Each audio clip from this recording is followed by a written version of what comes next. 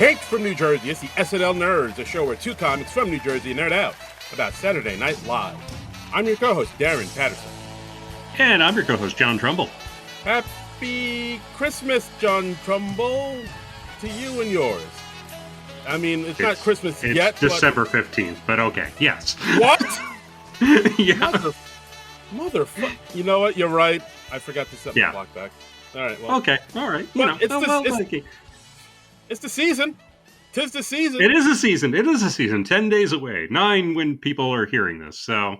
Yes. Yay. Yay-ish, I guess. Yeah. Yay. I don't know. Okay. But we're getting close to the end of the year, getting closer to the SNL 50. Holy moly. It is upon us.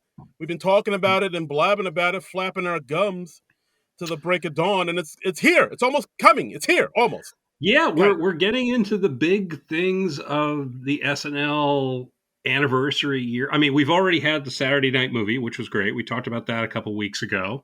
And we were talking just before we started recording about New York Magazine has 5 SNL covers with a variety of SNL cast members and a few writers and hosts too.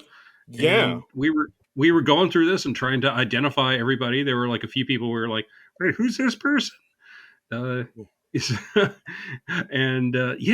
few surprising inclusions on those New York covers. Like a lot of them. I mean, some of them you're like, well, of course they have to put this person in because they're such a stalwart in the history of SNL. But then there's like some deep cuts in here where like, oh, they got into this, nice, and like just because a few of them are from from ages past in the SNL history, but there's like maybe a few from the era that weren't the Lorne era, like the because I from what I've seen, a lot of people kind of dismissed those Gene Dumanian and Dick Ebersol years, and I feel like it's a little unjust. I think, like, I mean, there is some good stuff in those eras. I mean, the only thing that people remember from that era is like Eddie Murphy.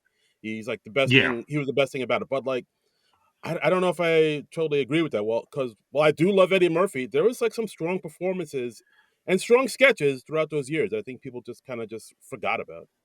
Well, I mean, that's also the Ebersol years. Those are the years. That's the season we had Billy Crystal on. We had Martin Short on as a cast member. Christopher Guest. I mean, those are pretty significant people. So I feel like even though Lorne might wish it at times because he wasn't controlling the show then, you still got to acknowledge those years. Yeah, absolutely. Let's acknowledge those years. I mean, there were good years. There were good stuff in there for Pete's sake. And that was like the very, very beginning of me starting to watch SNL. I mean, I wasn't quite old enough to like stay up and watch it consistently like I was in the late 80s, but that was the first time. Like when my parents were out of town, my babysitter would let me stay up and watch SNL. That's kind of how it worked. And I think it was sometime. I can't remember if it was the Eddie Murphy years or it was probably more likely the season that Billy Crystal and Martin Short did. So, okay, fair enough.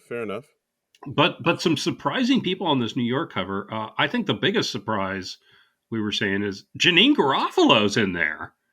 Yeah, there's one of the covers, Janeane Garofalo right next to Mike Myers and Terry Sweeney. Terry Sweeney, not a name you hear about too often, but yeah, he was on.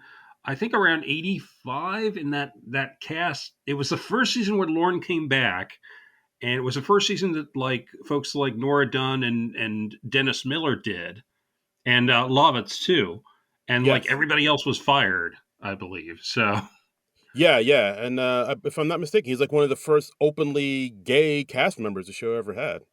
Yeah, true, and he was out in the early 80s when that. Ooh. I was going to say when that really meant something, but it was more significant. I'll say that. Yes, absolutely. Like, and very surprised that Janeane Garofalo is there since she did not have the best experience on the show. So really surprised that she's back on doing this New Yorker cover, this New York cover, not New Yorker. Yeah, that one really surprised me because, as like you said, like she was pretty openly saying that her time on the show wasn't the best. It was kind of during that Hmm. frat bro era of SNL where Right. just like, women were just kind of objects and, a bunch of dudes making gay jokes and shit. And it wasn't Yeah. the most conducive to her comedic talents, I'll say. Yeah, it wasn't a good mesh, and that had to be heartbreaking for her because, like that, she said that that was like her dream to be on SNL, and Yeah. but it was just bad timing, and she of course made her own uh, niche uh, in comedy. She did the Ben Stiller show and Yeah. other stuff. Hey, I just spotted on one of these covers. They've got racks of costumes right next to Colin Jost. You see one of the bee outfits. That's cool. That's pretty neat. Yeah, just a Yeah, lot of cool little like people on these covers. Like I mean, Candice yeah, Bergen, first female uh-huh. host of the show on one of the Yeah. covers. It's I neat. mean, It's neat seeing Tina Fey like arm in arm with Julie Louis Dreyfus, yeah, yeah, and it's just always fun to see people from different eras interacting. absolutely. They pulled Uh, out Joe Piscopo for one of these covers. Like, wow, they that's a did, they name. did. They got Joe Piscopo out of his cryogenic chamber and Yes, put him on one of the covers. yes. They got him. From the big freezer out here in Jersey and at the local Hmm. Wawa, and they're like, Right, right, yeah, Piscopo, the people need you. yeah. And he's like, "Do I have to imitate Sinatra?" And there's like, "No, no, no, no, not this time, Joe, not this time." Like, Don Novello is there, who's one of the writers of the show, and also he's probably best known as Father Guido Sarducci. I mean, that's pretty incredible. yeah, So he's the one that I think we had like a little trouble being like, who is that guy? And right, yeah, once we did a little sleuthing, it's like, oh hmm, shit, because like he doesn't make too many appearances. He's just kind of lays yes, low. Like yeah, yeah, just it's wild. yeah, yeah. So I mean, but it's nice that he's there, and yeah, it's just fun. It's fun. I haven't read. I'm assuming there's an accompanying article, but I haven't gotten to read the article yet. So I look forward to reading that. Right, right. So I mean, yeah, guys, if you can try to collect them all. Got to catch them all. All these Yeah, five covers, they're pretty fantastic. yeah, yeah. So I mean, I'm looking at a Reddit thread now. It says probably the most surprising missing people here are Will Ferrell, Adam Sandler, Eddie Murphy, Yeah. Bill Murray, and Dan Aykroyd on there either. So Yeah, there are like the big ones, like the big heavy hitters, but like I just assumed they just maybe didn't have time to do it or they couldn't do it yeah, or whatever. But yeah, I mean the stars we got on these album on these magazine covers are quite impressive for yeah, sure. yeah. Yeah, yeah, but hey, it's cool to see. It's cool to see. So, well, anyway, should we talk about this week's episode? Let's talk about this week's episode. Chris Rock, fourth time hosting the thing. Gracie Abrams is our musical guest. This is, by the way, season 50, episode 9 from December 14th, 2024. So, if Mm. you're listening to us in the future, greetings, future people. Greetings from the future. So, so cold open, we got crime stories with Nancy Grace with Sarah Sherman as Nancy Grace. So Yeah, debuting an impression. yeah, and she's getting a chance to like anchor a sketch in this one. I mean, it's pretty Hmm. much. I mean, it's not mainly her, but she's like the main force making this thing go for the most part. Yeah, and I can't really recall Sarah imitating real people before. She usually just kind of does her Sarah thing. So Yeah, this is her as more of a sketch player. yeah, This is neat to see. yeah. I mean, she does do impressions, but they're all kind of like more caricature, like her Matt Gates or the one time she. Chucky. Yeah, Chucky. Yeah, it's Yeah. Chucky. That Fran Drescher quote unquote impression, but they're more like Oh yeah, yeah, true. it's more like broad strokes, but this is like her actually trying to hone in on a character Yeah. and their traits. And yeah, they're And talking. somebody that's been previously done on the show. Like I remember Amy Yeah, Poehler doing Nancy Grace, and I think yeah. probably one or two other people have as I well. believe Noel Wells, if I'm not mistaken, did Yeah, it because too. we just can't seem to get rid of Nancy Grace. Nope. Apparently, I learned from this sketch she's not on cable news anymore. She's like on a YouTube channel. It's Yep. like okay, She's too big for radio, too small for TV, just right for YouTube. Did she get fired or something? Why is I she like just a YouTube personality now? I don't follow Nancy Grace in the slightest because that seems to work best for me. I want to keep my sanity, Yeah, yeah. so I No, I think that's just a good guide for life. But I'm just gonna have to Google her because I'm mildly curious now. okay, Did she do something heinous? I mean, well, she's always heinous, but like especially heinous, where even yeah, Fox was yeah, like, "Yeah, no, we can't have you." yeah. That See, I find this interesting. I find what the threshold of the decence of decency is at Fox. I find that to be fascinating, yeah, and it's probably not really a threshold of decency. It's like, oh, we're getting too much bad publicity. It's more of yeah, that. yeah. Our So our shareholders are complaining. yeah, Uh, yeah. When you cut into the profits, that's the biggest sin yeah, of all. that's the biggest sin of all. Uh, Anyway, she's talking about the big news story this week. The CEO, the United Healthcare shooter, Luigi Magnione, Mangione, yeah, I think it's like Chuck Mangione. Mangione. That's it. Yeah, I imagine it's like Chuck Mangione, the trumpeter. Uh Uh, yeah, oh, what a jam! yeah. So yeah, big news this week. The guy's name was revealed, and he ended up uh, getting caught when somebody at a McDonald's turned him in. It's a Oh wild god, story. it is just yeah, guys. Don't stop at McDonald's. Just maybe just go keep walking on the road. Bring some trail mix. It's healthier. You know, I like the line about him looking like Dave Franco with Eugene Levy's eyebrows. that's a good line. That's a good line. And of course, Nancy Grace is supposed to be all outraged at the response from the people because everybody seems to be a-okay with him shooting a man in the street, and all the girls are hmm throwing themselves at him on the interwebs, saying that he has that BDE, and he's talking about how he's a twunk, and she's like, "What's that? Like, Is a twink like a twink with a hunk? Is that the portmanteau going on here? I think so. I think that's where it's derived from. It's like, but like Okay, Nancy yeah, Grace says, what's a twunk? Like a twee twunk? So yeah, yeah. I don't know why that made me chuckle. That little Now blah I, blah. I I know BDE. That's the big dick energy. There you go. Look at you. Look Yeah, at you being down with the kids. Right on. I'm trying to keep up with the youth of today. So Yes. yeah.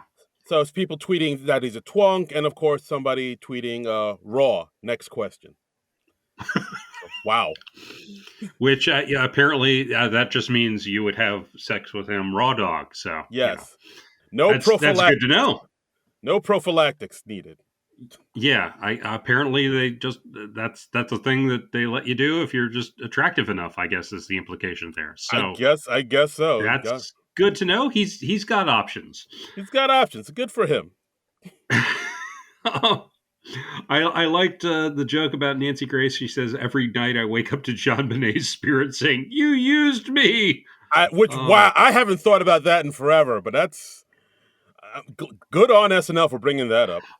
I think apparently the People magazine. I think it was they just put John Benet Ramsey on the cover again because it's like it's some anniversary. I don't think it's even a round number. I think it was like the 28th anniversary or something. But yeah, Yeah, never the got media solved. went wild for her because it was just like, oh, little white girl. Yeah, Um, it was pretty. It was pretty gross. yeah, yeah. Just For a variety of reasons. yeah, yuck. And let's No, see, she talked to Keenan, who is a witness at McDonald's, and we get to see Keenan pretending to eat a hamburger for several minutes. yeah, he talks about how So he has yeah, I think he's there because he's dressed in a suit because that he just hangs out there lying to his wife that he has a job. So he actually just yeah, he hangs out at McDonald's and eats hamburgers. yeah, Um, yeah, because he's been out of work for like 9 months or something like that. I yeah, believe he said. yeah, and talking about how how and Nancy Grace bringing up like how can you believe that all these women are throwing themselves at the shooter, and he's like, well, he does look like he has hose. Yeah, yeah. And lastly, we had Emil as a guy who looks like Luigi, and he's just talking about the troubles that's giving him. And yeah, he really kind of does. I legit thought. I mean, I knew they were going to address the Luigi thing this episode, and Mhm. I would have put down good money that they would have just had Emil as a shooter because he does look like a lot like Yeah, him. he's very much of the same type. Um, But yeah, so like yeah, you talk about look, I'm sure the story is not over, so I'm sure he will get a chance to play him for reals. yes, he will have his day in the sun. Yeah. So yeah, Um, he talks about, but for now he's just a guy who looks like him. Talks about how yeah he's gotten some horrible emails about it and threats, but right. also he hasn't had to pay for a meal in Brooklyn in days. Yeah, yeah. So, I like this. I thought this was good. It Yeah, wasn't too long. It was only like 5 minutes. It was focused on one story. Those are both things I like in a cold open. yeah, So, thumbs up for me. Yeah, I this was I good. would I would agree. Like you said, like they focus on one thing. They didn't try to hop around like all these Yeah. other different things that happened in the past week. Yeah, They had let's also cover these half dozen other yeah. unrelated stories. No, they had one thing. Let's focus on this one thing, and that's it. Keep it short. I liked how because it was on YouTube because they kind of played it as like it was on the YouTube format. They had Mhm. Marcelo interrupt with ads every few Oh, minutes. yes, yeah. Yeah, they were blaring and yeah, that was cute. Yeah, Yeah, I thought that that was when she introed that, she was like, "Oh, and because this is YouTube, I'm gonna be interrupted randomly." And I was like, "Wait, Nancy Grace is on YouTube now?" And she is. it just Yep. shows how much I'm keeping up with the cesspool that is cable news. Oof. So, Yeah. So yeah, I like you said, kept to one theme. It ran along at a good pace. It didn't mhm. drag on. Thumbs Yeah, up. I thought this was pretty great cold open. this is good. Best cold open in a while, man. Yeah, Indeed, I would good say stuff. so. Yeah, for sure. Good stuff. Next, we have a Chris Rock stand up monologue because they call it a What? stand up monologue when it is a stand up comedian hosting. He does the stand 'em ups. He does the stand em ups. He does, he doesn't just do the make em ups on the show. He does the Mhm. stand ups on the, he comes out and they hand him a hand mic at the very last second. Yes. I don't understand why they just don't have a mic and a stand right just waiting for him right there. Why do they need them hand him the I mic? Yeah, I don't know. I mean, I guess it's just one more thing to clear off stage, and Yeah, you I can guess. do that. I mean, it's funny. Sometimes like the stand-up hosts, they come out holding a mic, and sometimes they're just handed a mic, and I just find this fascinating. Yep. But We don't know we've what got to do we with got our hands if we don't have a mic. no, we don't. But hey, it's 8 minutes of Chris Rock stand up, and he's come on, he's one of the best to ever do it. So. Yeah, he's great. Um, He talks about how it's SNL 50. It's been around for 50 years. He liked mhm. to congratulate Lauren for 25 great years, which is a nice little joke and jab right there. That Uh, that is good. I even 25 years might be a little generous, but Damn. Oh wow. I don't know. Yeah, those But Chris he Elliott was years weren't kind. yeah. But he was talking about how because the CEO shooter was found this week. He was like, "There's so much security around here," and he mentioned that if the if the shooter looked like Jonah Hill, no one would care. Poor Jonah. Yeah, He's like, and he "Hey, I'm goes, trying, guys. I lost weight. yeah. Come on, he lost a lot of weight. Come on." Um, Um, and he says, condolences for the CEO, but sometimes drug dealers get shot. damn. Which he's like, you've seen The Wire. You know what this is. I, it's, yeah, that was pretty great. I'll give him that. I mean, Um, that's one of the things that makes Chris Rock a great stand up is he has really, he has like great or original takes on things. And that's not a take I've heard from anybody else. I mean, yeah, that just boils it down really well. And yeah, I like that. Good joke, solid joke. sometimes drug dealers get shot. Pretty great. Yep. He talks about how it hasn't been a great year for black people, how he hates Hmm. Jake Paul for beating up Mike Tyson. He hates Jake Paul Right. like cocaine hates monogamy. Yeah. Wow. Again, solid joke. He mentions Trump because I guess you gotta. He says, Trump had a good year. It could happen to a nicer guy. and just talked about how he's not our first rapist president. He says, Yeah. you know how many rapists are in my wallet right now? Yeah, like there have been presidents who've had pregnant slaves at their inauguration. Yeah. And Which that was wow, Clinton. Yeah. wow, Yeah. coming in hot. Yeah. Yeah. Um, Talks about the Menendezes are probably getting out of jail just in time to get deported. yeah. Uh, Yeah. Or he referred to Elon Musk as the richest African American in the world, which I'm like, well, he's not wrong. yeah, I mean, no one knows how to get rid of people like a South African. Yeah. And he says that J-Lo is going to marry Ben Affleck again just so she can stay in the country. He says, I know she's not Mexican, but Trump doesn't. Yeah, I yeah, great monologue. I really actually there was some pretty Great good. monologue. And, I loved at the end, he talks about Joe Biden pardoning his son Hunter, and then he brings it back to the Menendez brothers. And yeah, it was a great set. It was really good. And I'm assuming it was mostly new material because it's all Yeah, current event stuff. So, yeah. Some of it probably just was working out, prior to this and some clubs and uh-huh. whatnot. But yeah, overall, great monologue. I thought like, oh, this is why he's one of the best to do it. Yay. Yeah, yeah, terrific stuff. Terrific Yeah, stuff. he's Funny it, stuff, and yes, like original insights or original thoughts, and that's what you want from Chris Rock. yeah, he's good at the stand-ups. The sketches, touch and go. He needs his glasses to read the cue cards now, Dude, folks. right? Didn't that? I don't know why it shocked me like it did because I was like, all right, Uh well, huh. yeah, he's an older man. Of course, he needs glasses, but the Yeah. fact he wore glasses in every live sketch, I was like, wow. I don't know why. There's a sketch late in the evening where his glasses get knocked off, and I was like, "Oh shit! I hope he doesn't have to read a whole lot of cue cards now." Yeah, I mean that's one thing I did notice. I was gonna bring up later in this episode, where it's like, yeah, he was really reliant on those cue cards throughout this Uh entire huh. episode. Just, just stand right down the barrel. Like I need those. I need my readers, and I need those cue cards, and I'll get through the sketch. Well, how old is he? He's older than us, so he's got to be in his late Six. 50s, early 60s, maybe. That's a good question. I would say 60s. I'm not 100% sure. Yeah, I think he's got to be 60s because he was on back in the 90s. That's 30 years ago, He's an older and he fella. was All right. like late 20s or so. So yeah, I'm thinking he's got to be about 60ish. All right. 59. 59. Okay, well, apologies to Chris Rock for saying you're in your But 60s, I but mean, he'll be 60 in February, so that's like and look, he looks great for his age. He looks better than I do. Black don't yeah. crack, Mm-hmm. you Just, know. just lotion, baby. That's right. Drink a lot of water.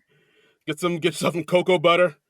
You too can have the youthful appearance of a Chris Rock. I don't think the cocoa butter is going to work for me, but Well, aloe. I don't know what white people. yeah, whatever white people use. I don't know if white people have an equivalent of cocoa butter. I need to look into this. Like aloe Yeah, vera or something. I don't know. Don't you that guys? seems like the white equivalent. Yeah, Yeah, there yeah. you go. So folks, write in. Let us know what do you think is the white man equivalent of cocoa butter. Yes, white people. How do you guys moisturize?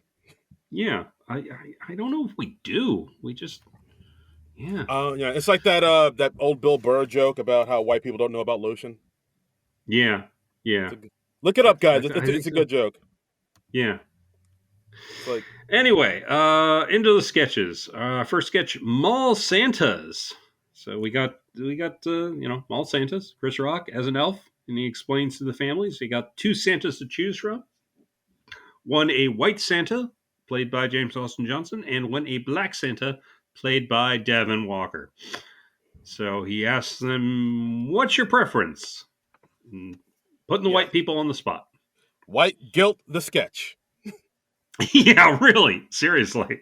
Yeah, He says, do you want your grandma to put the picture on the fridge or in the garage? yeah.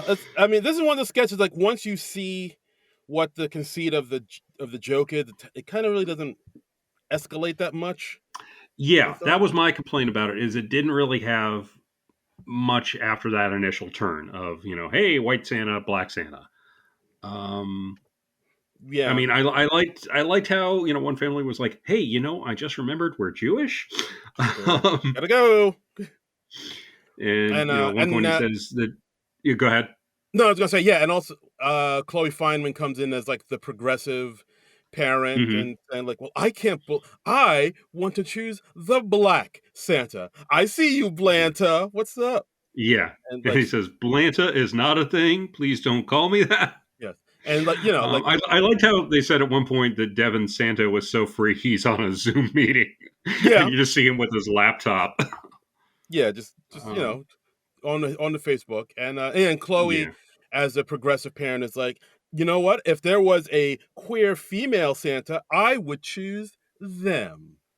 And and then he's that's like, yeah, when, well, it so happens we do have a queer female Santa, and I think that was Jane Wickline as the queer yes, female Santa. yeah, Yeah, yeah, it was. um, and we had Emil as Arab Santa. Um, yeah, like we said, it was just the one joke. It was, a little bit of the white guilt, and then it didn't really. I wish it built more, and I wish it had ended stronger. So, Yeah, same. And I don't know, the way Chris Rock was kind of delivering the lines seemed uh-huh, it didn't I don't know, it seemed like it not to fit the vibe of the sketch. Like he was kind of I was thinking about this for a while. Like it seemed like he was kind of delivering the lines like his stand-up version of the uh-huh, stand-up version of Chris Rock would like a deliver little too lines. aggressive, or Yeah, maybe a little bit that, and I think he needed to be more of like a sketch. We need to see more of the sketch comedy Chris Rock and not the stand-up Chris Rock. Maybe I don't know. There's it something about came off a little like this elf has an agenda. yeah. um, That's I think that's it. The more yeah, uh-huh. it was more like that, and I don't know. I think that didn't help this sketch either. Yeah, I see that. I see that. Yeah, but Yeah, overall, yeah, this sketch didn't really wow me. I thought it didn't wow me. It WO'd me. It whoa. it would you. It would me. I didn't get to a full wow, but it would me. Okay, all right, fair enough. Yeah, You got wool. yeah. It was decent. Okay, fair enough. Uh, I'll give it a like on YouTube. ooh, okay. Wow, Yeah, that's high praise. yeah. That's high praise. All right. So next up, we got Simpsons Christmas Simpsons gift. Christmas gift. Yeah, got Office Secret Santa, and Chris Rock gets a gift. He's been Simpsified. They made him into a Simpsons character, and he's drawn as a Simpsons character. And I think there is an actual app or something like that you can do. Yeah, there's Um, something like that. You can just kind of put somebody's picture in, and they'll spit out a yeah. Simpsons version of it. It's not that big a deal, but like Chris Rock's character treats it like a really big deal. He's like Well, he's really kind of into it. sarcastically treating it as a big deal. Yeah. See, I thought he was sarcastically doing it, but then throughout the sketch, he keeps going back to it and talking about his Simpsons character's backstory. So like that made me think: Yeah. is he really into this? If he keeps harping on it like he does? I don't know because, like, Chris Rock has a real ironic sort of persona. Like he's a stand-up, so sincerity is a foreign concept to him. Don't I know it? s- so yeah, so it did seem a little ironic where he's doing that. I did like, as like filler, they just had other like horrible gifts. Like Dismukes gave Heidi a jump rope when both of her legs are broken and I she's in a wheelchair. I did like that joke, and I like the joke Yeah, where Chloe Feynman gets tampons for a gift. It's like, oh great, yeah, I've been meaning to try these. yeah. Now I don't have to buy new pants every month. Jesus Christ! Oh my God! I like that as a runner because it wasn't too distracting. It didn't really. It was just a little extra spice in the main dish, but it didn't sidetrack the whole sketch. Right, So right, yeah, that absolutely, worked for me. right. But But like, but yeah, yeah, Rock. He starts speculating what his job is in Springfield, and they basically come up with a whole Simpsons plot. Um, yeah, they see him as like a dancer, and he wouldn't Hmm. want to meet up with Homer because in his eyes, Homer's is a drunk who strangles his son and beats his wife, and Right. and then they just create this whole story, elaborate story about how Yeah. he confronts Homer at the bar after he's he's beaten Marge again, and he beats up Right. Homer, and like everybody else gets into it too. And Right. yeah, and then he beats up Homer he kicks Homer to death, and Homer's last words are "dough," of course. Yeah. And then he goes bangs Marge. Yeah. Yeah. So it starts out with Homer hitting Marge, and then it ends with Chris Rock hitting Marge. Yeah, Booyah! See what I did yeah, there? Yeah. that's right. It This all was comes odd. it all comes together just like him and Marge. Yeah. Yeah. It was an odd sketch. this I don't yeah. quite know what they were going for here. Yeah, this was very weird. Yeah, and like towards the end when they're describing the plot, we have illustrations flashing on the side of Chris Rock's face. And look, if these were illustrations done by one of the graphic artists at NBC, great job. You nailed the Simpsons style. That was really well done. Um, as a sketch, I was like, wow, this is just kind of weird. Yeah, I really don't know where they were going with this, or Yeah. I mean, I don't know. What was this? Yeah, I don't know. This was one of those just more perplexing than funny. Um, Yeah. I was like, all right. Like yeah, I it did give me a little amusement. it did. I I gotta say, Simpsonizing somebody, that's a crappy Christmas gift, even by Secret Santa Yeah, standards. that's literally something that takes 2 minutes to do. Yeah, and I Like don't think it requires you to spend any money either. So I was no, just like, not at all. oh, you just like pocketed that $20. Yeah, you cheap fuck. Yeah. But yeah, this So that's why I was thinking that Rock was being kind of sarcastic at first, but then it seemed like yeah, he got really into it. Yeah, it was weird. I don't quite know what they were going for here. okay. But yeah, this sketch was written by Sierra Jane O'Sullivan and Nordwind. I'm seeing Okay. here. All But right. yeah, this was definitely I don't I don't know what to make of this. I mean, It was I funky. Yeah, like we're just at a loss to I explain this sketch. I'm baffled. Like I don't hate it. But I don't. No, neither do I. But it had some good stuff in there. But I was like, what? What is this? I'm more. Yeah, we're just scratching our heads over this one, people. We Yeah, don't know. This stumped the band. yeah. I'm more befuddled than anything by this sketch. Yeah, yeah, I think so. And since we're so befuddled, I think maybe we should move on to the next sketch. Our first pre-tape of the night, Grandpa's Magic Car. So we got Mikey Day and a bunch of friends cleaning out his granddad's barn after his granddad has passed. They find this old car. Um, it's obviously supposed to be a Herbie the Love Bug type thing, but it's not the Yes, same make and model at all, and it's a black car. So, right. But I mean, but it does have like a ironically, yeah, but it does have a number painted on the side. So yeah, it is. it does. So yeah, so you immediately think Herbie. Yeah. Um, So yeah. So also helping Mikey clean out the barn. It's Dismukes, yeah, Chloe Feynman, Chris Rock, Devin, and Ego. So right. they all decide to like That'll be important later. Remember this lineup. yes, remember. So they all Yeah, decide to, and hey, let's get in the car. It seems to come alive and be magic. yeah, Um, yeah, and it's like sort of speaking to us through the radio, like Bumblebee in that movie, in that Transformers movie. yeah, I guess all the Transformers movies. yeah. The cars all talk at some point. Right, right, yeah. It's like when the car's excited, it plays "I'm so excited" by the Pointer Sisters.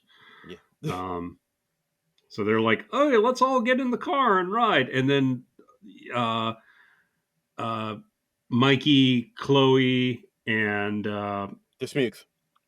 Dismukes all get in the car, and then the car immediately closes the doors on Rock, Ego, and Devin. And they're like, Hmm. "What the fuck is this?" And then it locks the doors. Uh, This is some old uh, bullshit. yeah, they're like, "What year did you say this was from?" It was from 1958. Yeah. And then Chloe gets out of the car. She's like, "Well, maybe I can do this." And then the car like hits her in the ass with the door and sprays water on her shirt so you can see her crawl through her shirt. Yeah. So Yeah, yeah, the car has some outdated opinions on women and black people. yeah, and then it's doing that thing where it's like going between songs on the radio dial, and it says like white power. Yeah. Whew. Did you notice that they didn't use the actual song "Fight the Power"? They used just some generic thing with the lyrics, and I'm like, oh, could they not clear "Fight the Power" from Public Enemy? I guess not. Yeah, I did not notice that. Yeah, I think they used I the didn't know. wait, I think that song was I feel like it was like the Isley Brothers. Didn't they originally do a song called Fight the Power? Did they? Okay, maybe I just didn't recognize the song. Oh. I heard "Fight the Power" and I immediately thought the Public Enemy song. So maybe I'm wrong. Maybe it was just an Isley Brothers song I did not know. I mean, So. let me look. I feel like there's like a '60s song where it's like we got the the Isley Brothers did a song called "Fight the Power" Part 1. Okay, then I take back my criticism. Aha! Okay. So they were using the Isley Brothers version. Haha! Well, that makes more sense since the car's from 1958. Okay. There you go. There you go. All right. And more then you know. the ending, Marcelo comes along and he's like, "Hey guys, we got to get to the party, but the Uber is going to take 25 minutes to get here." And they're like, "Well, I guess we know what we got to do." And then we cut to the barn on fire. Yes, they that was funny. They immediately think Yeah. they're gonna hop in the car and drive over there. The car radio even plays "Party in the USA" by Miley Cyrus, Right. and Yeah. cut to them just the entire barn on fire. They set it on fire along with the car, and Chris Rock says, "Yeah, there's no way I'm getting in that fucking ass car." And Yeah. the whole thing was an ad for Lyft. Yeah. Lyft. When Uber is taking too long and your grandpappy's car is racist.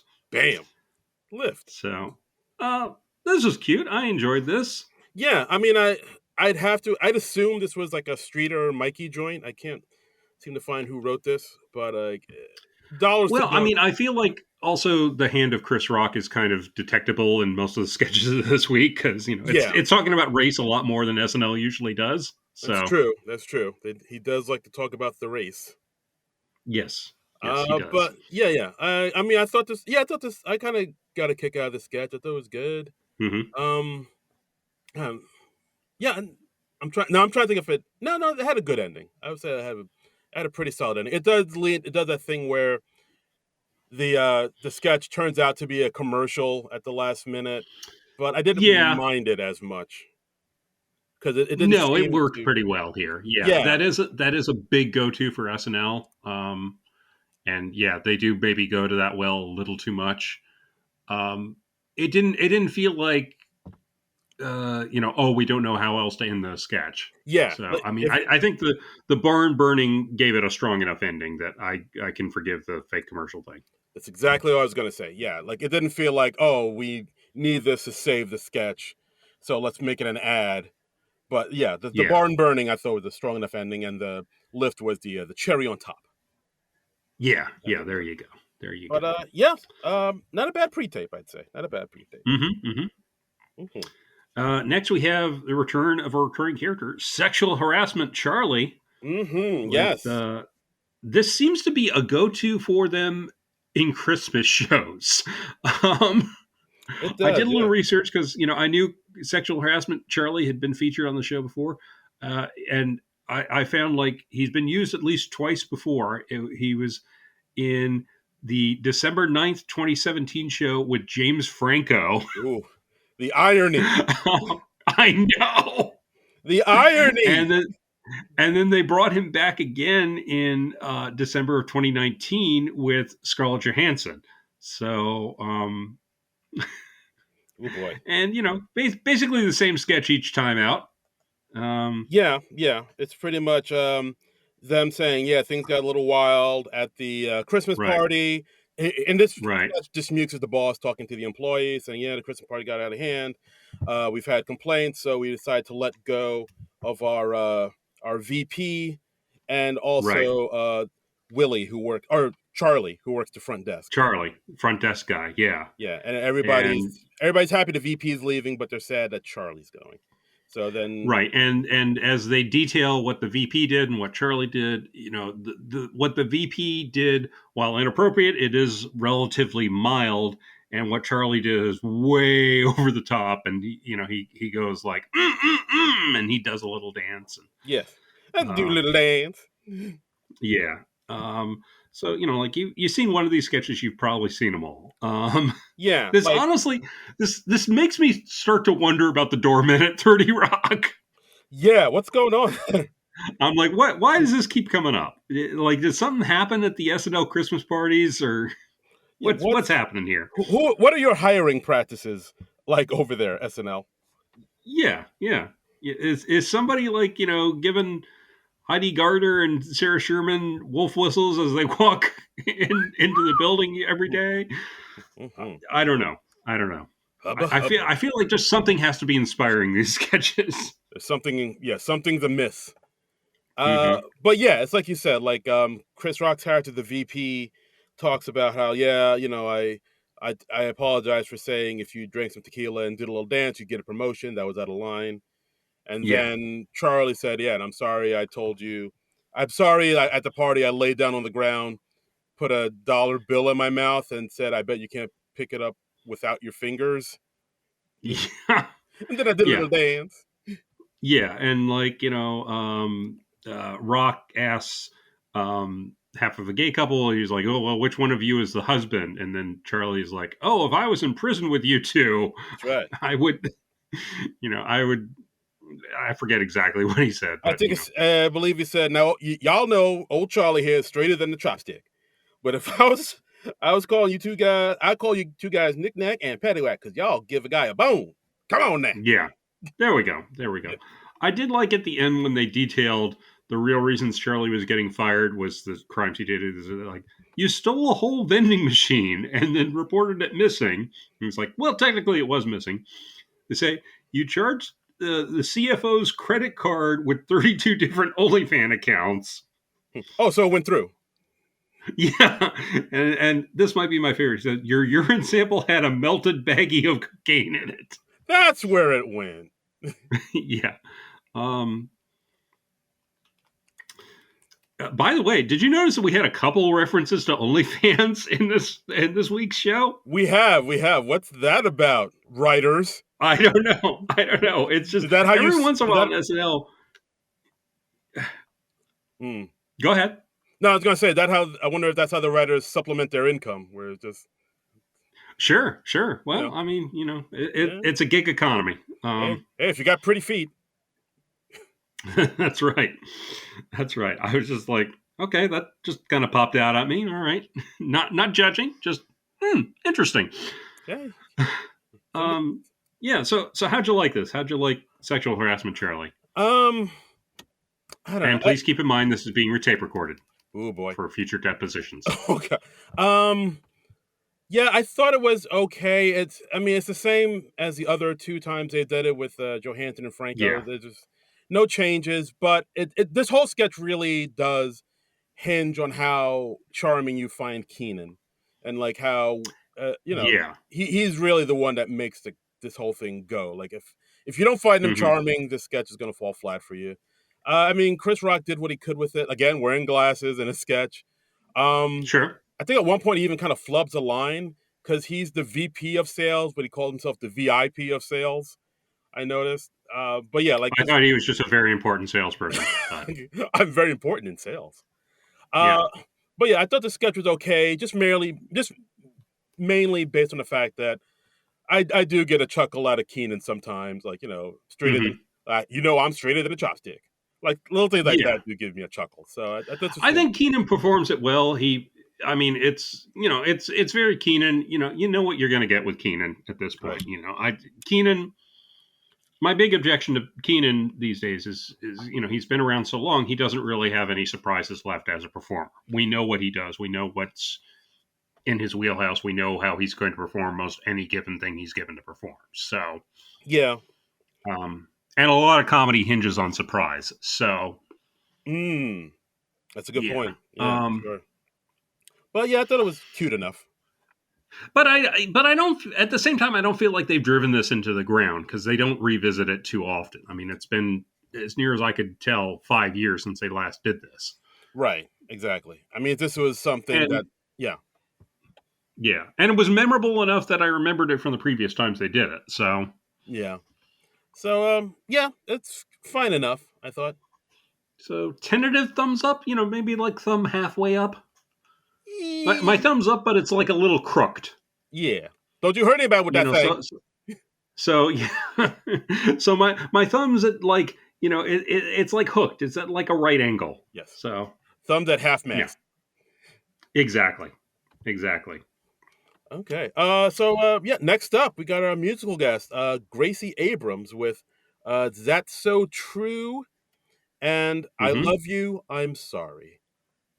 Ooh, okay. Well, Ooh. so I don't think either one of us was really familiar with Gracie Abrams before this, right? No, I knew she was JJ's daughter, and that was about it.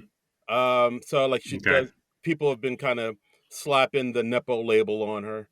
And like from what I understood, her music is kind of like very Taylor Swiftish, like, Yeah, I can get that vibe. It's very acoustic, very breathy, yeah, kind of confessional in style. yeah. And yeah, sure enough, yeah, I honestly didn't write down anything for these performances. I thought they were performed well. I thought they were fine. Very, very Taylor Swifty, but Yeah, I nothing mean, really. her backing band is all in tuxedos. I guess they were like Ooh, going to a prom right after this. oh. Um, Maybe a homecoming. I don't know, but Yes. like in the first, they're all in tuxes, and then the second, they're all in tuxes with white jackets. I was like, what? Yeah. Okay, what's going on here? They're actually Um, they're actually caterers. They're from Party Down. So they got oh, they're from okay. Oh well, I'll have to fill out the comment card. that. um, you know, we got the Ron Donald do's and the Ron Donald don'ts. Oh god. Yeah, there's that one guy singer in the background who's working on some hard sci-fi novels. Yes, yeah. Are we going to get another season of Party Down? Did the last one do well enough for them to do more? I don't I don't think so. I wouldn't Yeah, be I haven't surprised if heard that was any it. talk about that. So Yeah, I wouldn't be surprised if that was it, but who knows? We'll see. Who yeah, knows? Who can say? although I was mixed on the last season. I wouldn't mind if they did one more. Just so we could get uh, what's her face, who's actress who I really like, whose name I'm blanking on Oh, right now. the one that played The one who was barely in it. Casey. Yeah, Yes, yes. Shit. All right, give me a minute. I'll look it up. Uh, damn it. Yeah. there's an L.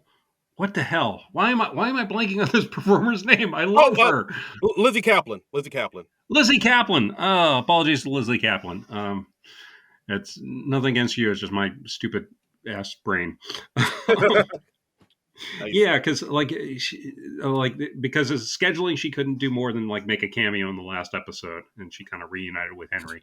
So So yeah, and I mean the way they ended it on that last episode, it kind of made it feel like there could be more there. So it kind of left it yeah, open ended. So I don't know. We'll see. yes, yes. So not much else to say about Gracie Abrams. The only other thing was like they had a fireplace behind him, and I was like, Ooh. "How is this working?" Because I know there's not a chimney in Studio 8H. I don't Oh. know. I don't know how you fake a fireplace because it looked like real flames. Oh shit! They can't do that. That's a fire Yeah, hazard. I don't know. I don't know how that works. I'd just be interested in finding out how that works. Oh boy. Um, All right. So hope there was no smoke inhalation that yeah. on that episode that night on the set. So I mean, Gracie Abrams, like the first number, I was like, "Oh yeah, this is nice. I really like this." And then the second number was just kind of more of the same, and I was like, "Oh, okay. She doesn't have Yeah. a really deep bag of tricks." So Yeah. It's decent pop music. It sounds like something you'd hear while yeah, going shopping at Target or something. yeah, exactly. You could tune it out pretty easily. Yes. But at the same time, we should recognize, yeah, we're obviously not the target audience Yes. for We're her. not So exactly. This ain't for us. yeah, she was fine yet inoffensive. So Yes. Fine yet inoffensive. They're the market for that. yeah, yeah. Absolutely. So yeah, something you could sort of tune out at Target. I think that puts it perfectly. Exactly. Yes, absolutely. Weekend update. Colin Jost, Michael J. Michael Che. It's the 90s, Colin. That seems to be his new catchphrase now. Like He's saying it like every freaking week, and I kind of love it because it makes no freaking sense. like there's gonna be T-shirts made up with that catchphrase soon enough. If I'm probably. Yeah, yeah. It's just going to become a catchphrase through sheer force of will from Michael Che. Yeah, So it's gonna be his. I'm gonna dip my balls in it. yeah, yeah. Ooh, nice pull. Mm-hmm. Pulling on my balls. Uh, uh, I mean, the best joke I thought was a Colin Jost joke about how our future president is going to be on the cover of Time's Person of the Year because no mhm. person on earth has taken up more of our goddamn time. That was good. That was good. I also liked when he mentioned that the McDonald's where the Luigi the shooter was turned in, it's now getting 1-star Yelp reviews, and I was like, I hadn't heard that. That's hilarious to me. Yeah, I People are just hate that they snitched, yeah. Who and so leaves? they're giving them one. Who's checking Yelp reviews on McDonald's? Yeah, I want to try this McDonald's place. Let me find out about it. Let me check the Yelp reviews. But I want to look up their Yelp reviews of this McDonald's now because I just want to read those. How friendly is the That wait staff at McDonald's? yeah, yeah. Oh, they have a secret sauce on Oh, on okay. their Do on their tell. burgers. Do tell. Okay, okay. Okay. I'm listening. I also like the joke about how Michelob Ultra has suddenly become the most popular beer on tap thanks to a unprecedented increase in pussies. Yeah, good Wow. joke. Solid joke. Should we mention the joke about the drones above New Jersey? Sure. It's hometown. Just because it involves New Jersey. Yeah. Let's do it. So they had a joke about the drones above New Jersey. Yeah, and they talk. Well, they talk about how one of the drones has crashed into someone's backyard, which proves it's a woman driver. Because Yeah. Che likes to talk about how women. I like how Che noted, like, hey, I got four groans in a row. Hey, now you get a turkey. I just enjoyed that because Che just does not give an F. So Yeah. I also like Che's joke about the 205th anniversary of Alabama becoming a state. To find out what life was like in Alabama 205 years ago, just go visit Mississippi. yeah. And when I they like put up that. Mississippi on the screen, I was like, man, Mississippi's left border is super ragged. I didn't realize how ragged it was. What's Yeah, going on with Mississippi's left border, man? I That's mean, just it's as ragged as the state is. that is just too irregular. Get your shit together, Mississippi. I mean, It's as irregular as the state is. yep, agreed. Right. Shout out to all of our Mississippi listeners. Yeah, but I like I liked Che just taking pleasure in getting groaners. And well, that just makes Che more powerful. He will just like physically grow. He'll become like a Voltron. Yes, So exactly. At the end of this set, he was like 9 feet tall. yep. We had Diz Mukes do a death segment. He said because apparently there was a case in the UK where they said calling a man bald is a form of harassment. So they brought Diz Mukes on as a bald man, and again, give us a freaking character name, people. Yeah, Johnny Baldo. There, I guess I just gave him a name. Well, I don't see why you couldn't have done There that. you go. There you go. Yeah, thank you. And I'm offended. I, I apologize. I don't. I spoke out of turn. I'm learning and You'll be growing. hearing from my attorney, sir. Oh dear. Yeah. So yeah, we got a few minutes of bald jokes from Uh, Dismukes. yeah. I mean, I think the fact that it was just Mukes and the way he's good at kind of portraying these characters. I think he got it over. I'd say, even though, yeah, it is. Uh-huh. I mean, it just does seem like sort of a retread of that bald sketch from the Bill Burr episode not too long ago, where they were just singing about being bald, and now they're going back to the bald well about Jeez, I'd about being already bald. forgotten that, man. Yeah. There seems to be something about Yeah. being bald that's kind of giving some of the writers here a certain amount of glee that they'd like to take in it. I remember reading an interview with Patrick Stewart years ago, and he was just like, "Yeah, if there's something else that was odd about my physical appearance, people wouldn't mention it. But like, if you're bald, it's open season." And yeah, people feel very entitled to make bald jokes, and I I'm not really offended by bald jokes. I just find them kind of dull because they're just all the same. Yeah, they haven't evolved at all since the I guess, like, what, bald jokes in their heyday was probably, like, the '80s or something, but, like, it's all the same Maybe, thing, like, "Hey" yeah, yeah, "Hey, cue ball," and blah like, even in this death segment, like, he comes out wearing a red turtleneck, and he talks about how people make fun of him because when he has the turtleneck all the way to the top, he looks like roll-on deodorant, and he pulls up yeah, the, yeah, turtleneck over his eyes. And I did like the point where, Colin jokes is like, "Well, why would you pull your turtleneck over your eyes?" And he's like, "Sometimes my eyes get cold." yeah, yeah, I thought that was pretty that gave me a chuckle. yeah. It was decent. Yeah, but Uh, yeah, nothing that really excites me because yeah, just mainly because I find ball jokes just kind of dull. yeah, I mean, So the one I got a kick out of was when he talks about how he was on jury duty with 11 other guys that were bald, and uh-huh. defendant said that they looked like a carton of eggs, and everybody Yeah. laughed, and that guy killed somebody, Yeah. or at least that's what we decided. Yeah. That's good. And Joe's That's like, cute. "Oh my god." Yeah. Yeah, Uh, I think just Muke's, like, his delivery was enough to sorta get it over. But yeah, I agree with you. right. Ball jokes are kinda tired, and I'm not saying it Yeah. just 'cause I am a fellow bald, but yeah, No, yeah. it's just kinda I hack. just find them boring in the same way that I find fart jokes boring because it's usually just like, oh, this person farted. Ha ha ha ha ha. Yeah. And it's like, okay. It's like I said, like humor relies on surprise, and Mhm. I'm not surprised by 98% of bald jokes. So, Right. So yeah. do better, SNL. Do better. Do better with your bald jokes if you're going to make them. Again, I did like the joke, just Muke's talking about how he hates Jost and he wants to see him in court so he can get his hands on his wife's Marvel money. That was a nice little Yeah, that was cute. that was That was nice. cute. But yeah, overall, if anybody else but just Mukes did it, I'd probably hate it more. But because I like just Yeah, Mukes he so he much. gave it a little more charm. Yeah, Yeah, true. exactly. Here. Okay.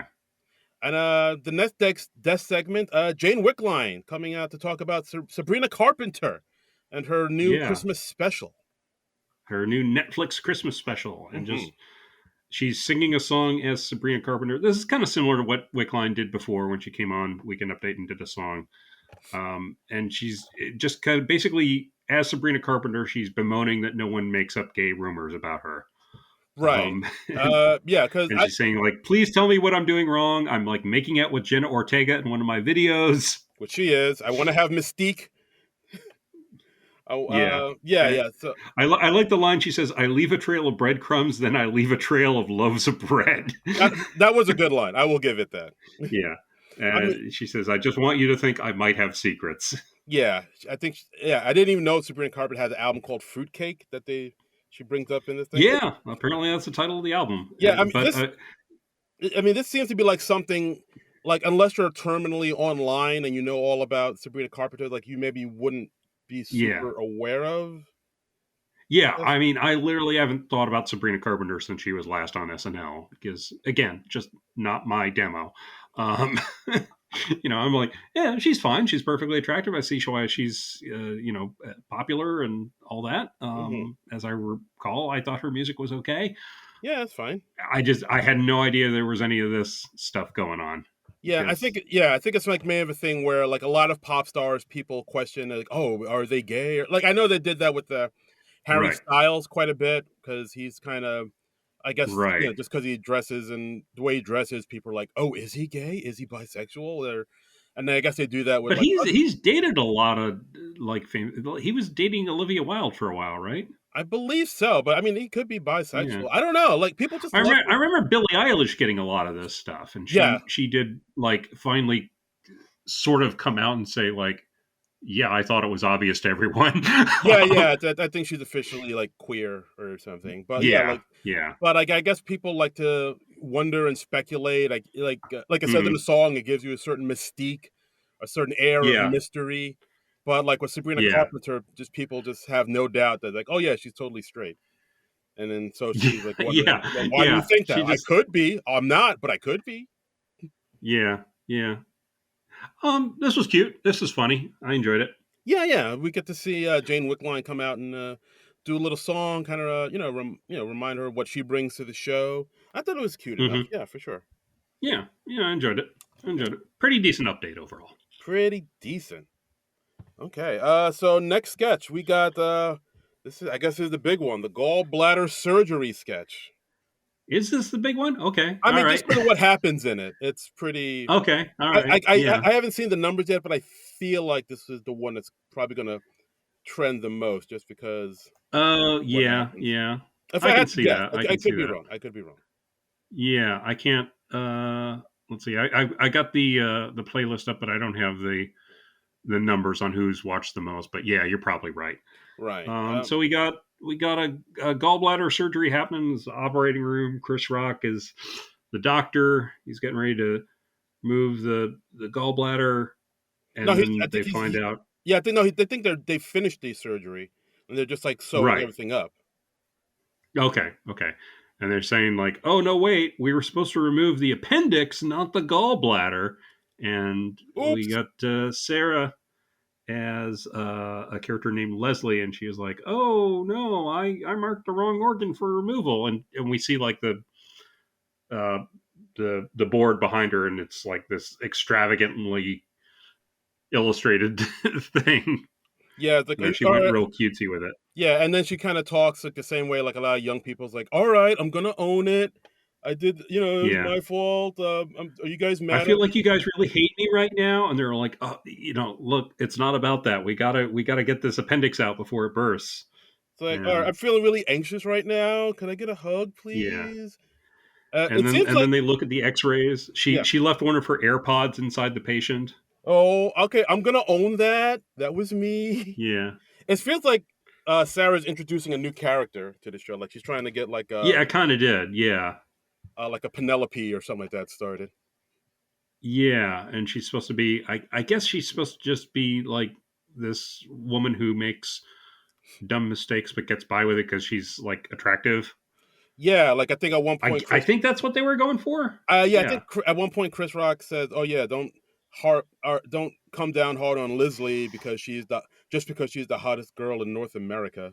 I was like, right. uh, okay.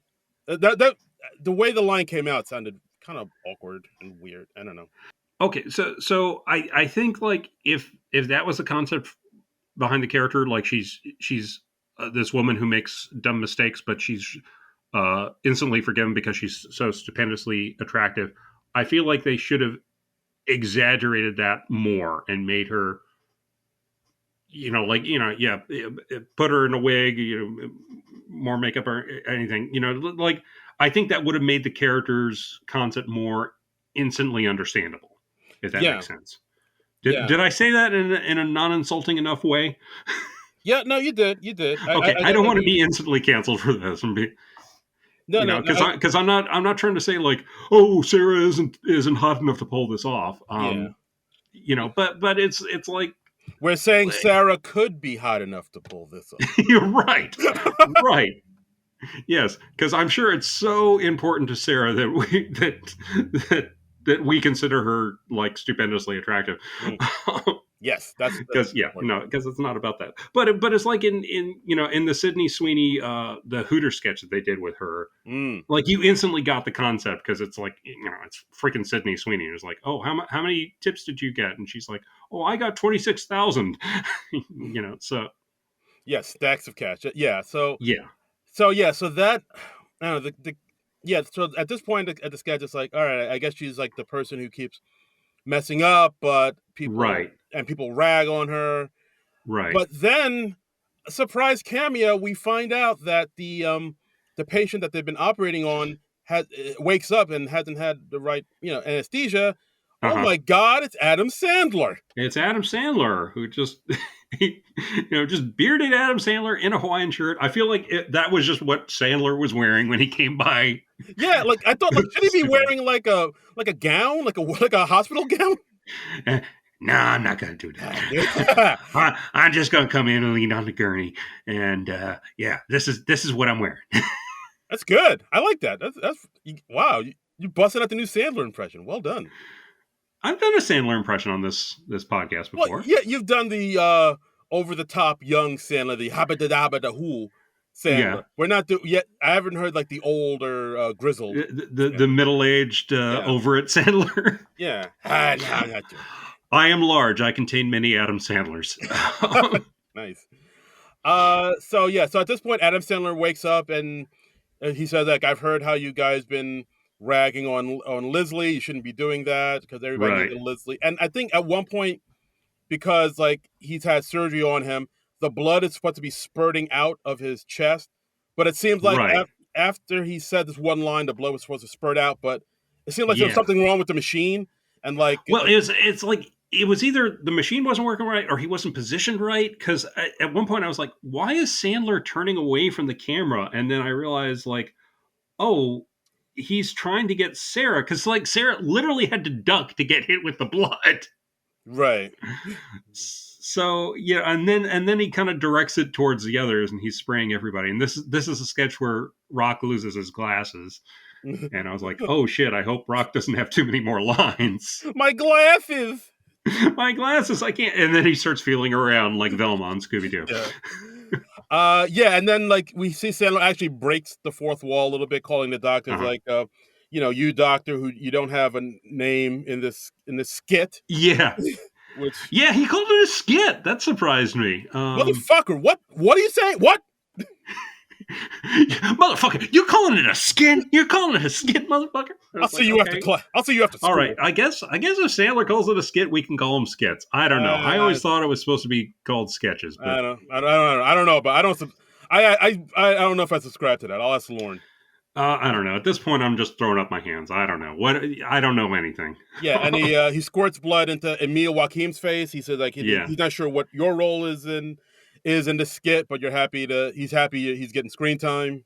yeah. Your parents are happy to see you on the show. Yeah, so And like at this point he really like at this point everybody breaks. The fourth wall is shattered on the ground.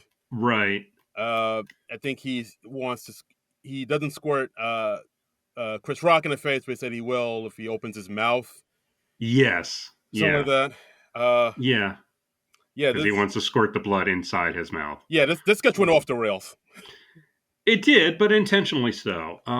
This was one where I was just like, well, I'm glad they amused themselves.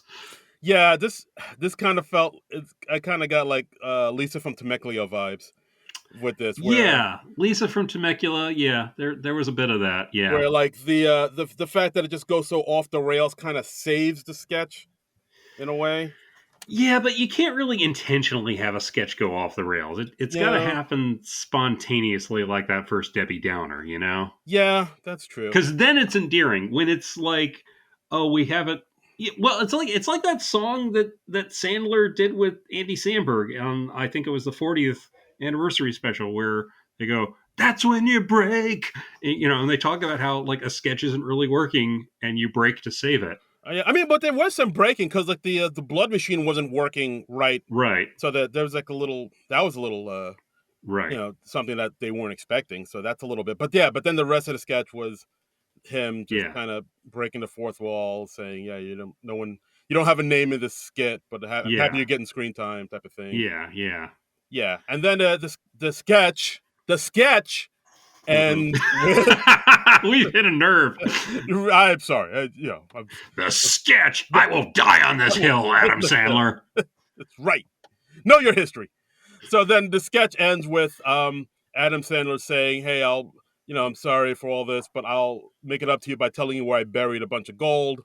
I buried Mhm. it at this address," and before he had chance to tell him where the address is, he passes out and dies because Leslie unplugged his the machine he was on so she could unplug Right. in her iPod, and she's gonna own that.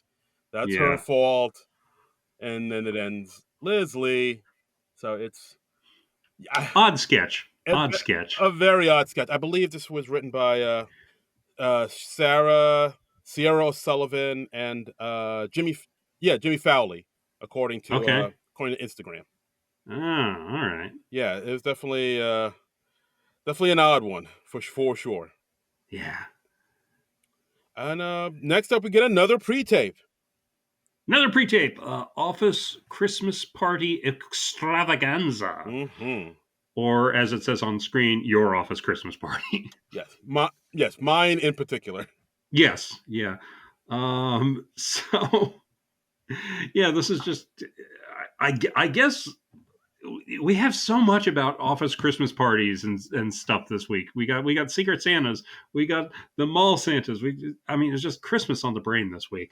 Yeah, the Secret Santa and everything. What the heck are we going to do for Martin Short next week? I don't know. I don't know.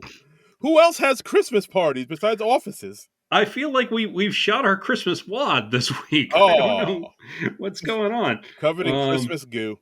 And speaking of shooting wads, we got the shy woman from marketing who has one drink and reveals too much about herself. She says, like, "Hey, I make more on OnlyFans than I do at my day job." Mm-hmm. Oh, don't worry, it's only feet stuff. Yeah. So it's just basically this pre-tape about office Christmas parties, but it's shot in the way of making it look like almost like a monster truck rally. Like they got the type of popping up on screen, Yeah, like a lot of fisheye lens, almost like an ad for like like a Juggalo's concert or something. They actually did this type of sketch before, like this pre-tape. Yeah, like, there was that high school graduation one, and the Christmas mass spectacular, and it's like making mundane things look like crazy the soggiest food you've ever seen. Yeah, 60 employees, 7 interns. Yeah, going hard in the same space they were working in 15 minutes ago. Right, except Emil is that one guy who didn't finish his work on time, so he's trying to complete it. Music yeah. Go ahead, music by. Oh, music by Jason's Laptop, and then the guy, and we see like Longfellow trying to sync in the Bluetooth with his laptop. Yeah, he can't get it to recognize the speaker. We got Heidi grinding it to a halt for a 45-minute Secret Santa presentation. This honestly, this almost gave me PTSD remembering like horrible office Christmas parties, which you're like obligated to attend, and yes, everybody will be buzzed. Yeah. The cute girl from accounting who has a fat, quiet boyfriend. And she's like, "Oh, we met at church." And they're like, "Oh, that explains it. Mystery solved." Yeah. And then I think the highlight was definitely, work wives and real wives collide. Yeah, exactly. And we see Chris Rock introducing his wife, Ego, to his work wife, Sarah. Yeah. And then, of course, followed up by Ego demanding to see his phone. Yeah, she's like, "Oh, you didn't tell me she was so attractive." She's like, "Let me see your phone. Let me see your phone. If you don't have anything to hide, let me see your phone." And then it flashes on the screen. Fatality. Yes. Like it's a Mortal Kombat video game. You know it's a good party when the cleaning staff looks pissed off. Yeah. And the party never stops, except it does because it's a Tuesday night. You got work in the morning. Yeah. So this was pretty good. I enjoyed this. Funny stuff. Didn't overstay its welcome. It was only about like 3 minutes or so. So yeah, fun stuff. Yeah, good sketch. Enjoyed it. Might be sketch of the night for me. I think this might be the thing that amused me the most. You know what?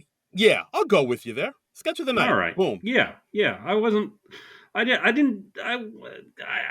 thinking that going into this, but thinking about it now. Yeah, I'm going to stand by that. Sketch of the night. Yeah, like when I rewatched it for this podcast, I laughed more and I caught more jokes. I was like, you know what? Yeah. I enjoyed this more than I thought I did. That's the mark of a good sketch when you catch some stuff on the rewatch. Yeah. Absolutely. Sketch of the night. Yeah. Boom. Bam. Sketch of the night. Boom. Done. But we still have one more sketch. What? Yeah, I know. We got more airtime to fill. So, there's another sketch. Blind date. Yes. Blind date. We got Ego at a fancy restaurant. She's meeting her blind date. And Chris Rock's the guy at the bar. He tries to pick her up. He says, "Hey, I'm your blind date." And she's like, "Oh, I thought you were going to have a rose." And he's like, "Oh, yeah, it fell in the toilet. I could go get it if you want." Yikes. And and so, he's obviously not the guy. He's just trying to pick her up. And she's either going with it or she doesn't realize. It was a little vague, I thought. I think at the in the beginning she thinks it's him, but as it goes Yeah. on, she realizes it's not him. Yeah, Yeah. he's she says, "Oh, I thought you said you were 28," and Yeah. he And says, it's like, "Oh, I was." yeah, I was. At one Mhm. point, he's like, so anyway, why don't you and I go have sex in my car? Yes. And I like when he says like, "Hey, do you like steak?" And then he just steals a plate of steak from the next table. Um, Yeah, just blatant. And yeah, she asks him and like, "Do you want to have kids?" And he says, "To do what?" yeah, and then towards the end we have Marcelo showing up as the real guy, but he turns out to be a real jerk. Yeah. So He she's like, yeah. "Hey, Chris Rock's looking pretty good to me. Maybe I will have sex with you in your car." And he's like, "Yeah, it's more of a pedicab if that's Yeah. okay." And they pull up and a pedicab pulls up, Right? just glowing lights with Christmas music, and she says, "Yeah, that's fine." Yeah, Um not great. Not I feel like if somebody else was in the Chris Rock position, it could Uh have huh. been better. I don't know. I felt like I don't know. Like I mean throughout this You didn't like Rock's performance in this one, or no, but I don't, but I feel like it might have worked better in this one cuz like throughout the whole night, he seemed kind of like, like I said, like dependent on the cue cards and a little bit uh stilted huh. in his delivery in a few places, and I think in this one it kind of worked because he's supposed to be a guy who's kind of making it up on the fly. Right. He's supposed to be awkward. Yeah, but it's still kinda I don't know, the energy still doesn't quite work, or the energy he brings doesn't quite work in this sketch. I don't Hmm. I mean, it's not awkward energy, but it's definitely like I don't know, it just kinda comes across as not it's not it doesn't make the sketch flow as well as I feel like it could have.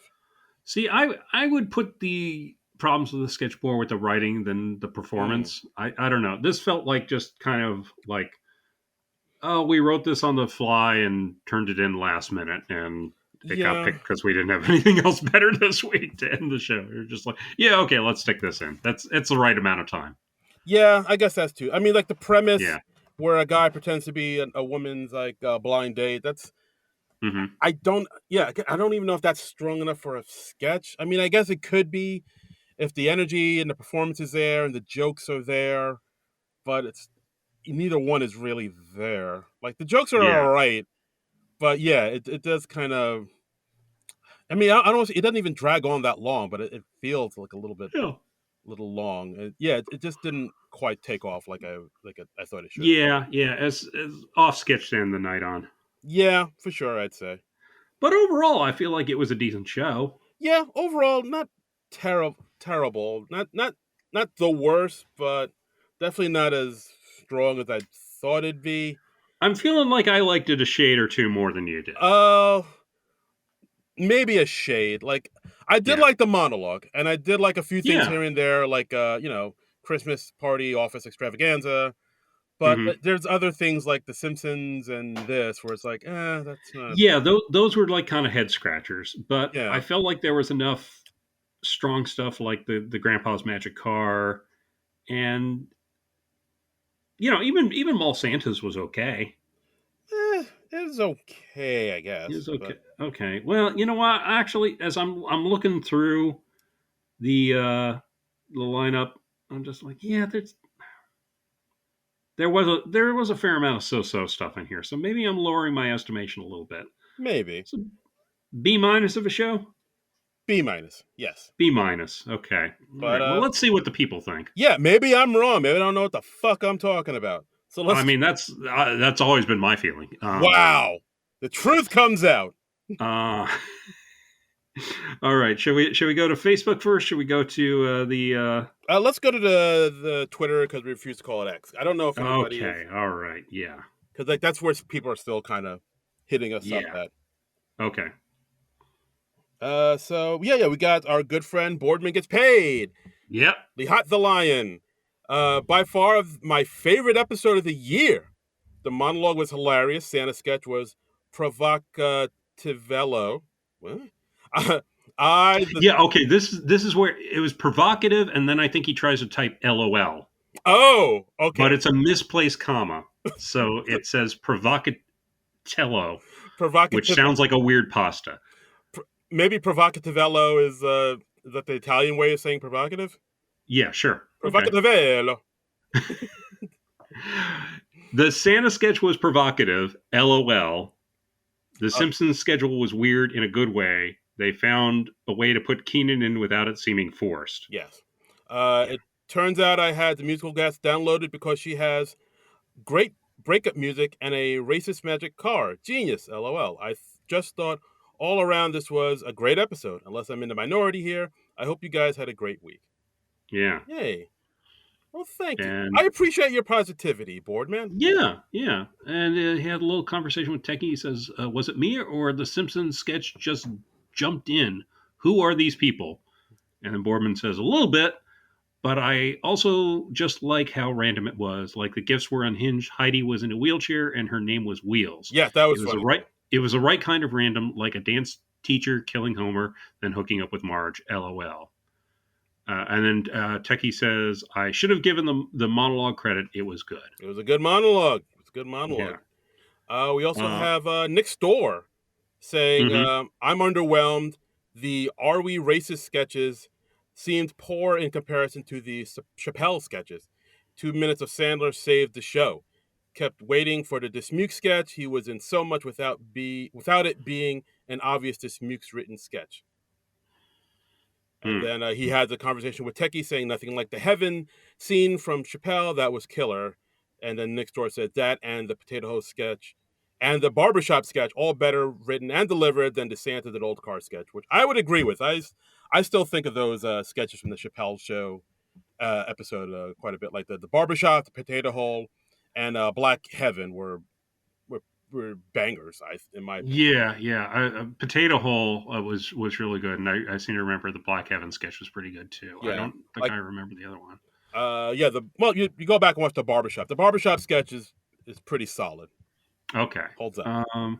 Techie also says, struggled with this one. Rock was very awkward in sketches. The best laugh I got was Fatality with the work wife meeting with real wife and Office Christmas Party. So, a little mixed. Oh, and also this one marked as probable spam for some reason from We Heart Hater. Ooh. Says, overall, pretty meh. The lack of Longfellow didn't help either. At least it was the chaos of the hospital sketch.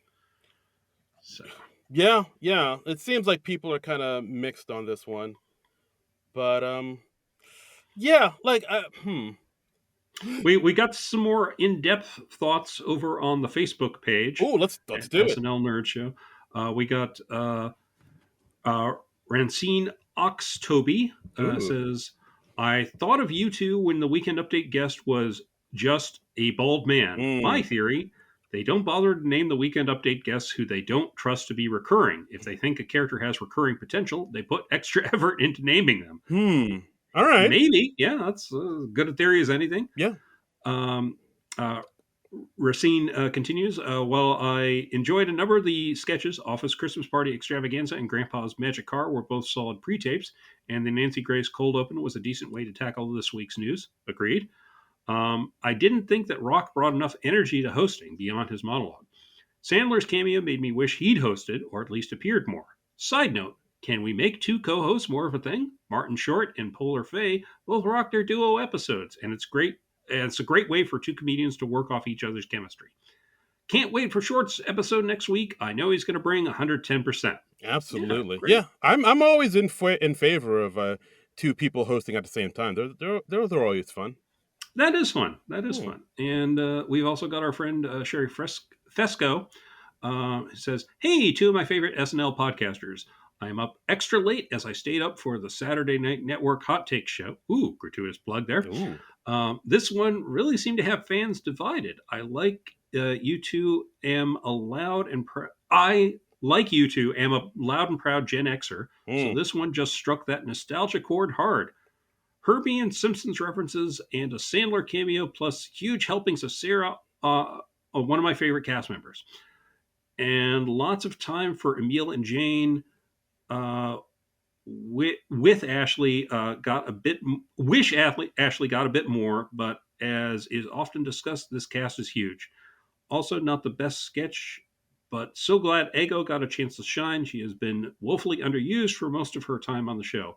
all in all, pretty darn good. Love you guys. Keep up the great work. Well, thank you, Sherry. Thank you, Fesco. Thank you. Yeah. So, So thank you for all the feedback, guys. I always love hearing your comments and your opinions. Absolutely. So, yeah. So I think that about does it for this week. That's about it, right? I think that wraps it up. That's our episode, guys. Thanks again for listening, as always, to our cool, kooky little podcast here. As always, you could follow us on Blue Sky. That's on right. Blue Sky at SNL Nerds. That's right.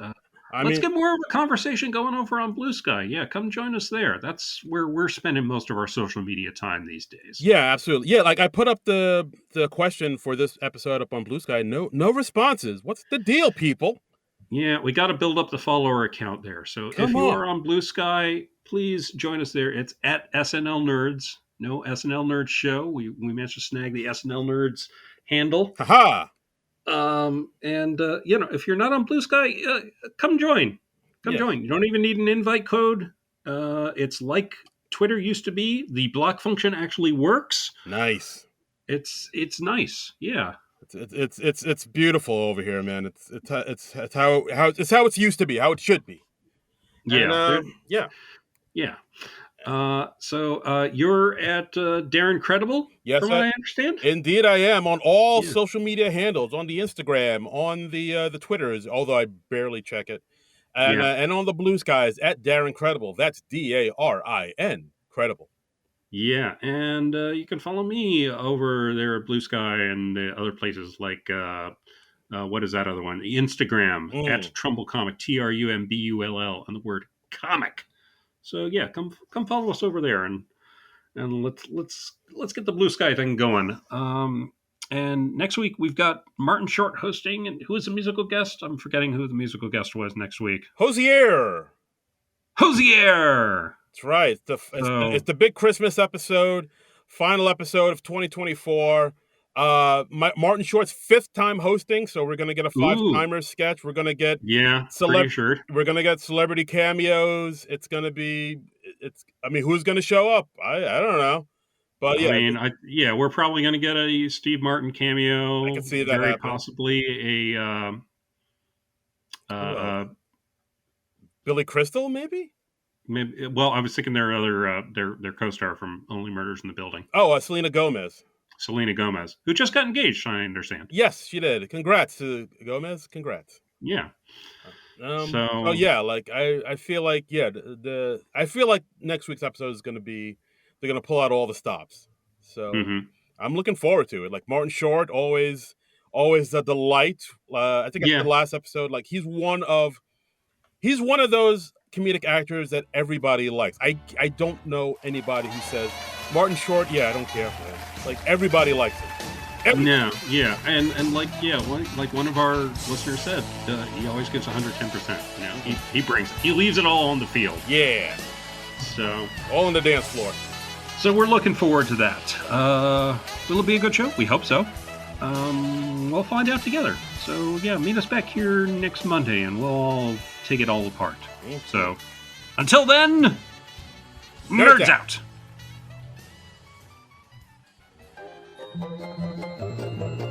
This has been a non-productive media presentation.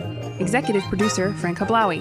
This program and many others like it on the Non-Productive Network is distributed under a Creative Commons Attribution Non-Commercial No Derivatives license. Please share it, but ask before trying to change it or sell it. For more information, visit non-productive.com.